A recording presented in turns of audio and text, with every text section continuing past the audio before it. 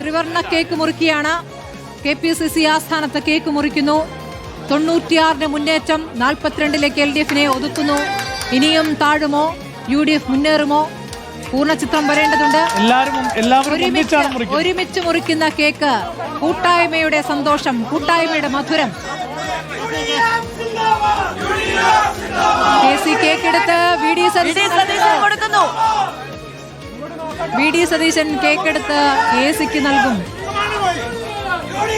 ഇവരിൽ ആരാകും കേരളത്തിന്റെ മുഖ്യമന്ത്രി എന്നറിയാനാണ് ഇനി ആകാംക്ഷ. 96 കടന്നിരിക്കുകയാണ്. വലിയ മുന്നേറ്റം. ഇനിയൊരു ആകാംക്ഷയുടെ സാഹചര്യം ഉണ്ടെന്ന് തോന്നുന്നില്ല. നേതാക്കൾ പരസ്പരം മധുരം നൽകുന്നു. ഏറ്റവും സന്തോഷകരമായ കാഴ്ച.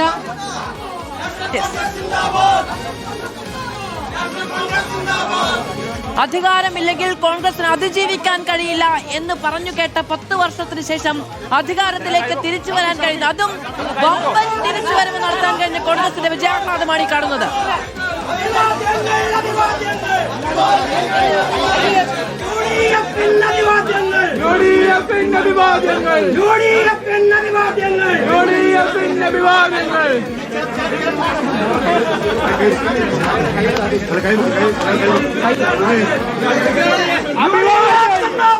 ഒരുമിച്ച് കൈയുയർത്തിയുള്ള ആഹ്ലാദപ്രവണത. വിജയാഹ്ലാദ ദൃശ്യങ്ങളാണ്. VD സേഫ് ആണോ എന്ന് ചോദിച്ചപ്പോൾ മുഖ്യമന്ത്രിയുടെ ഒരു ചിരി നമ്മൾ തുടക്കത്തിൽ പറഞ്ഞിരുന്നു. ഇപ്പോൾ ആരാണ് ചിരിക്കുന്നത്, ആരുടെ ചിരിയാണ് കാണുന്നത് എന്നുള്ളതാണ്.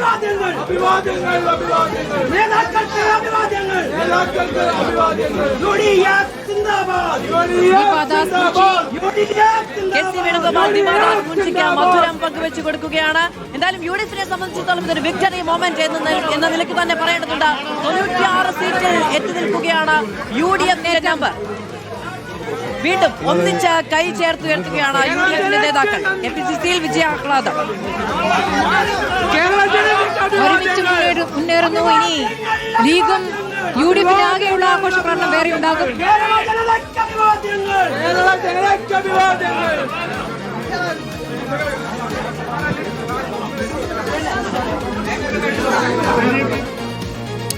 ഈ ആഹ്ലാദ പ്രകടനം ഉയർത്തി നടക്കുമ്പോൾ ഇടതുപക്ഷത്തോട് ചേർന്ന് നിൽക്കുന്നവർ ഇപ്പോൾ പിണറായി വിജയനെ അടക്കം വിമർശിച്ചുകൊണ്ട് രംഗത്ത് വരുന്നുണ്ട്. സംവിധായകൻ വിനയന്റെ ഒരു പോസ്റ്റ് കേട്ടോ. VS-മായുള്ള ഒപ്പമുള്ള പടം ഇട്ടുകൊണ്ടാണ്. VS സഖാവ് ഇതൊക്കെ കാണുന്നുണ്ടോ? ഈ പോക്ക് പോയാൽ ഇതൊക്കെ സംഭവിച്ചേക്കുമെന്ന് ഞാൻ അന്നേ പറഞ്ഞതാണ് വിനയ എന്ന് VS പറയുന്ന പോലെ 4 ലക്ഷത്തിലധികം അതായത് കഴിഞ്ഞ തവണ നേടിയതിനേക്കാൾ കൂടുതൽ ലീഡ് നേടി ചാണ്ടി ഉമ്മന്റെ ജൈത്രയാത്ര. ചാണ്ടി ഉമ്മൻ വീട്ടിൽ വളരെ ഹാപ്പിയാണ്. സൈക്കിൾ അഭ്യാസിയായ നമ്മുടെ ചാണ്ടി ഉമ്മൻ ഇപ്പോൾ 40,000 ലീഡ് നേടിയിരിക്കുന്നു പുതുപ്പള്ളിയിൽ നിന്ന് എന്നുള്ളതാണ്. ചാണ്ടി ഉമ്മൻ നിശ്ചയമായും ഈ മന്ത്രിസഭയിലെ ഒരു മന്ത്രിയാണ്, സംശയമില്ല. 7206 UDFിന് തളിപ്പറമ്പിലെ ലീഡ് ഉയർന്നിരിക്കുന്നു. 5 റൗണ്ട് വോട്ടെണ്ണൽ പൂർത്തിയാകുമ്പോൾ 7206 ഉയർന്നിരിക്കുന്നു UDFിന്റെ ലീഡ് തളിപ്പറമ്പിൽ. കൊച്ചിയിൽ UDFിന്റെ ലീഡ് 4918 ആയിരിക്കുന്നു. മാക്സി പിന്നിലായിരിക്കുന്നു. അവിടെ കൊച്ചിയിൽ 4918 വോട്ടായിട്ട് ലീഡ് ഉയർന്നിരിക്കുന്നു.